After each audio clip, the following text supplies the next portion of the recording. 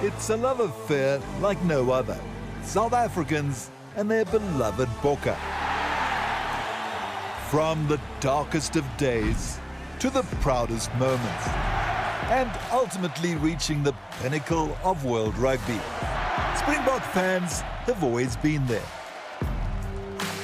It's no secret that South Africa is a rugby-crazy country, some of the most fanatical supporters in the world.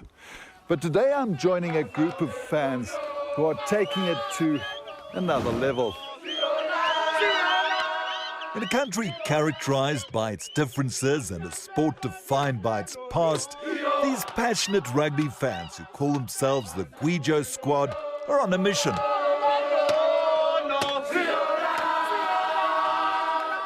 To create a more inclusive sporting culture where stadiums become multicultural and South Africans unify through the power of a homegrown offering. isiXhosa anthems called Amagujo. So, what is Amagujo? It's very difficult to explain 𝗀𝗍𝗄.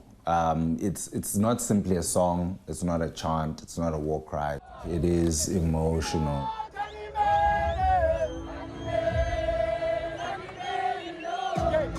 Sport 24 deputy editor and author Sibusiso Mjikiliso says Amagujo are close to his heart. Rugby in the Eastern Cape and parts of the Western Cape has got a huge cultural place in black people's society. It's not merely a sport. It amalgamates with Xhosa culture, with Amagujo. So you find yourself 𝗶𝗶𝗴𝗶𝗴𝗶 in the rugby field, singing Amagujo, cheering your team on. I mean, schools that were, you know, exclusively white students, they sing Amagujo when their first team is playing, to the point where they're part of the school war cry.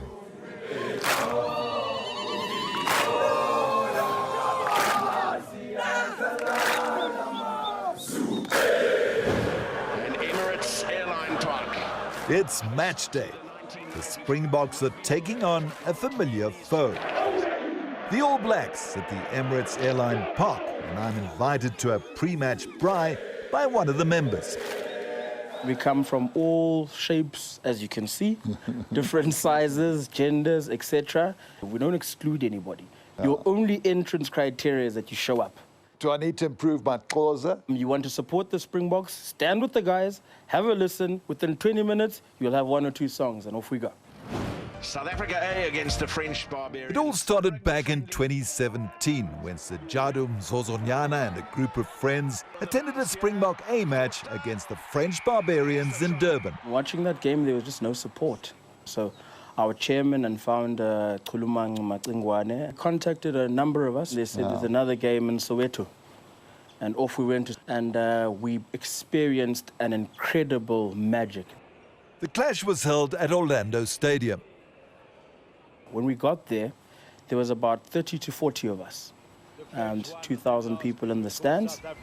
But when we were unified in song, we filled the stadium, the players on the field were incredibly lifted by hearing support in their mother tongue. Wow, brilliant run. We saw that there's a different avenue of inclusivity and an opportunity for us to support not just the players, but to bring people with us in the sport.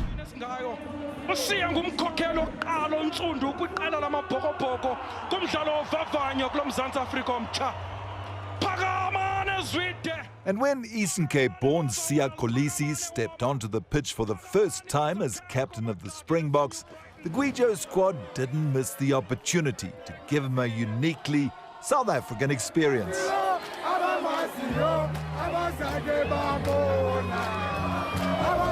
Now, years later, nothing has changed.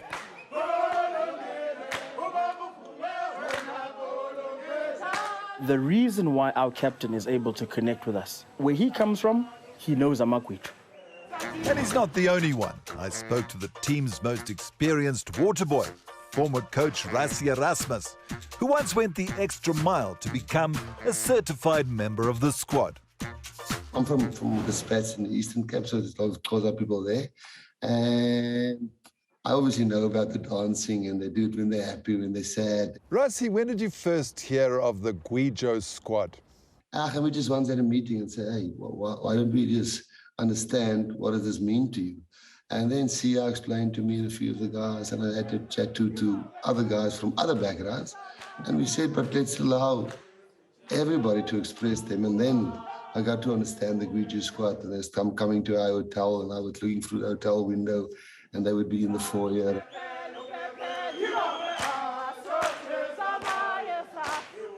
With kickoff a few hours away, it was finally time to join the rest of the Gwijo Squad. How are we doing for time? We're a little bit late. Luckily, the party bus had not left without us. Derek. Swandile. I may have seen you once or twice. Somewhere. I think it was an 𝗂𝗃𝗃 one. No, that's not it. You guys remember him from generations, right? Let's go there and have a jaw. Masabe, masabe. With the Gujo ringing through the bus, I was starting to feel the hiss, or as the young ones say, vibes. What made you join the Gujo? I hate when I sing 𝗀𝗃𝗃𝗏𝗏. It's not a South African song, so let's sing South African songs at the rugby. Fantastic. Not confident in my Gujo skills yet, I had to do some fine-tuning. When you hear the song, and the song is captivating, and the energy is lifting, then everybody will chant in 𝗃𝗏𝗏, which means to them. And then the second word is hala. Yeah, it's almost like wow. Wow. Yeah. Say hala. Ubo. Yeah. Ubo. Correct. The big moment had arrived and the Gwijo Squad was not letting up.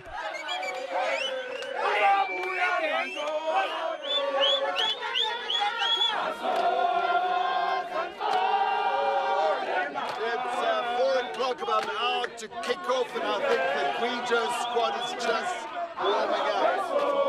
I'm done tired. Just a week before, the Boks had trounced the All Blacks in Mbombela, and the Gwijo Squad was still in high spirits. The stage was set. And Emirates Airline Park, host to the 1995 Rugby World Cup final between these two countries.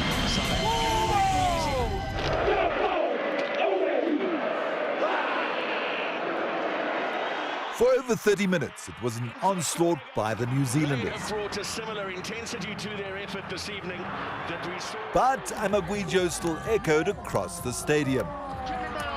But despite a late rally by the Boks and an energetic Gwijo Squad,